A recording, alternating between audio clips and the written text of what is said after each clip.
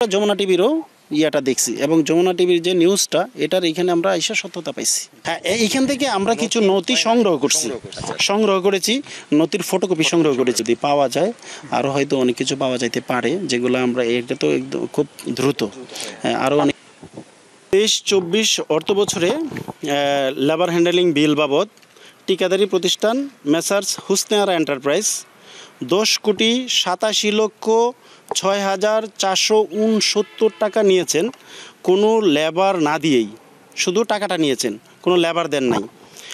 এছাড়াও আমরা ওই যে মাল লোড এবং আনলোডিং যে করা হচ্ছে এটা দেখতে গিয়ে আমরা ওইখানে গিয়ে দেখলাম প্রতিটা এলসি আছে 5 টনের, কিন্তু মাল আনা হচ্ছে 10, 11 টন, 12 টনও কোথাও আনা হচ্ছে। তাহলে দেখা যাচ্ছে প্রতিটা ট্রাকে 5 থেকে 6 টন মাল বেশি আসতেছে। এখন 5 টন এলসির জন্য শুল্ক প্রদান করা হয় 2800 টাকা প্রতি টনে হচ্ছে 560 টাকা এবং 5 টনের বাবদ হচ্ছে 2800 টাকা। সেই 2800 টাকা শুল্ক প্রদান করে তারা অতিরিক্ত আনতেছে 6 টন, সেইখানে শুল্ক বাকি হচ্ছে 3,360 টাকা। এটা প্রতিদিন 400 থেকে 450 ট্রাক আসে। সেই হিসাবে দেখা গেল যে শুল্ক ফাঁকি হয় প্রতিদিন 15,12,000 টাকা এবং প্রতি মাসে এটা হচ্ছে 3,32,64,000 টাকা।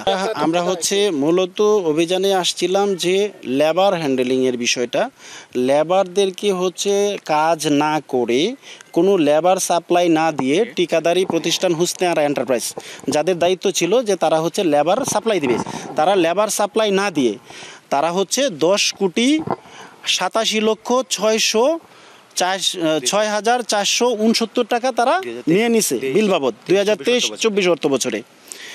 আর লেবার যেহেতু তারা সাপ্লাই করে না, ইম্পোর্টাররা তারা নিজস্ব লেবার দিয়ে মাল লোড এবং আনলোড করায়, কিন্তু লেবার সাপ্লাই না করেও ঠিকাদারি প্রতিষ্ঠান এইখান থেকে এক অর্থ বছরে 2023-24 অর্থ বছরে 10,87,6,469 টাকা হাতিয়ে নিয়েছে, যেটা টোটালি অবৈধ।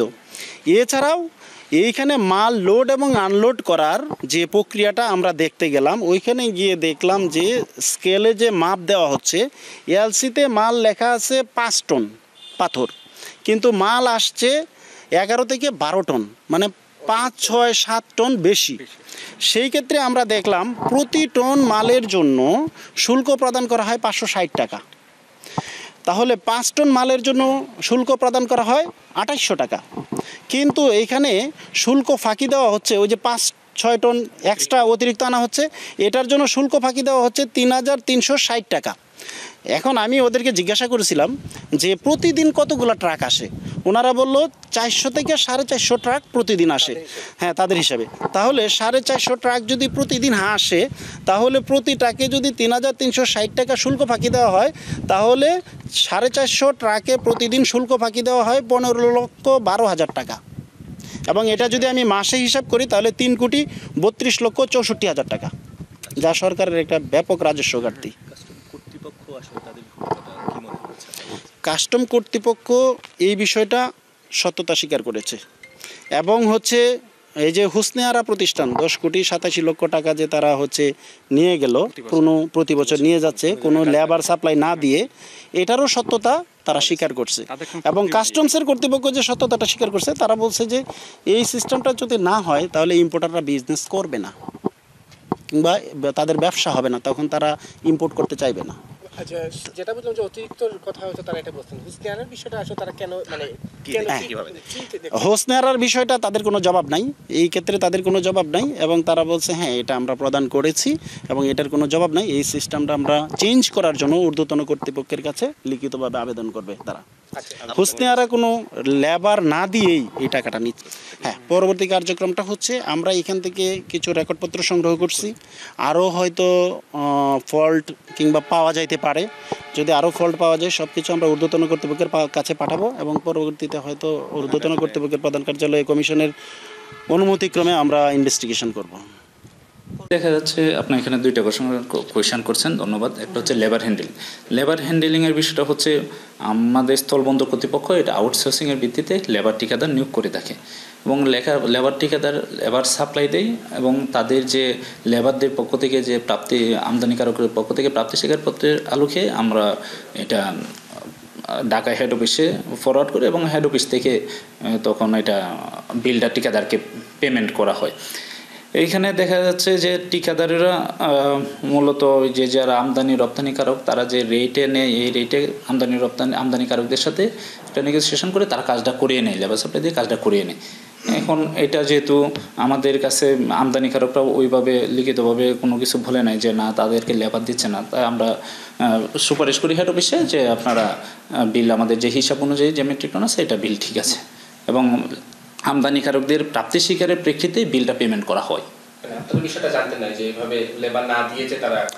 না, লেবার না দিয়ে তো ঠিকাদার তো আমদানিকারকদের সাথে একটা কথা বলে লেবার দিবে না আমদানিকারকরা দিবে ওইভাবেই কাজটা করে নেই। আরেকটা বিষয় বলছেন যেটা ওজনের বিষয়টা, এইখানে দেখেন একটা কনসাইনমেন্ট হয়তো বা 20টা ট্রাক 25টা ট্রাক আসতে পারে, 10টা ট্রাক আসতে পারে। দেখা যাচ্ছে আমরা যে ওয়েট পাই ওইটা আমরা লিখে দিই এবং কাস্টম তাদের অ্যাসেসমেন্ট করে। আমরা বন্দর কর্তৃপক্ষ কাস্টম কর্তৃপক্ষ দুইটা আলাদা জিনিস জানেন, আমরা সার্ভিসটা দিই, কাস্টম থেকে তারা রাজস্ব আদায় করে। এবং আমরা যে ওজন দিই এইটা অনুযায়ী যদি বেশি আসে কাস্টম এইটাতে ফাইন করে এবং মামলা দিয়ে দিই।